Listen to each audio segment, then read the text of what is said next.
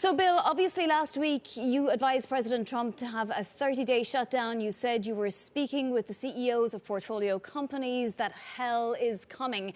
How do you feel we're performing right now? Has there been a market improvement since the president and some new state governors did start to take some measures? Yes, at the time I made my remarks, none of the states were in a shelter-in-place mode. In the beginning, the following day, that night, California, then New York, then Nevada, Ohio, Delaware, probably a dozen or more states. And I think it helps make the case I was trying to make, which is it's great that New York State has adopted this, these policies to reduce the risk of infection, because unfortunately, New York City hospitals are overwhelmed, and when hospitals get overwhelmed, people can die, and more people, some percentage will die from coronavirus. Some will die from just not being able to access an ICU bed because they had a stroke or otherwise. So it's an important step for New York.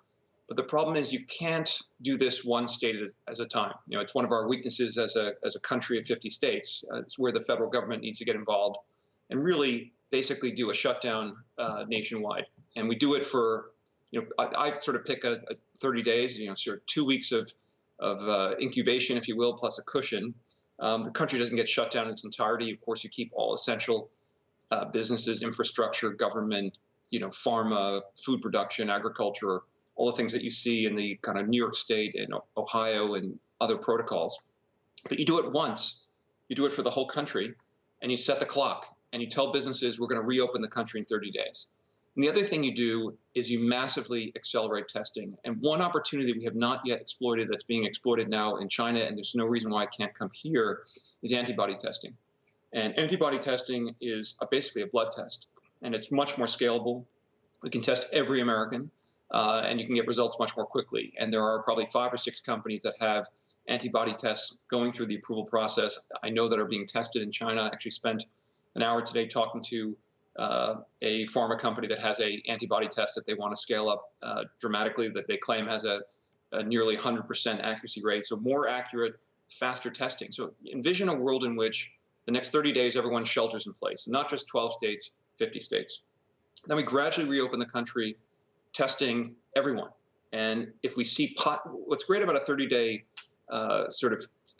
shutdown is that you shut down the virus. And you shut down the virus because the virus only survives in a host. And you eliminate human interaction, or you minimize human interaction, you minimize the transmission of a virus from one person to another.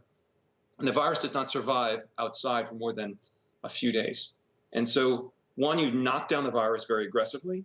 2, you rapidly accelerate testing. You take what is an invisible enemy, as the president accurately refers to it, and you make it a visible enemy.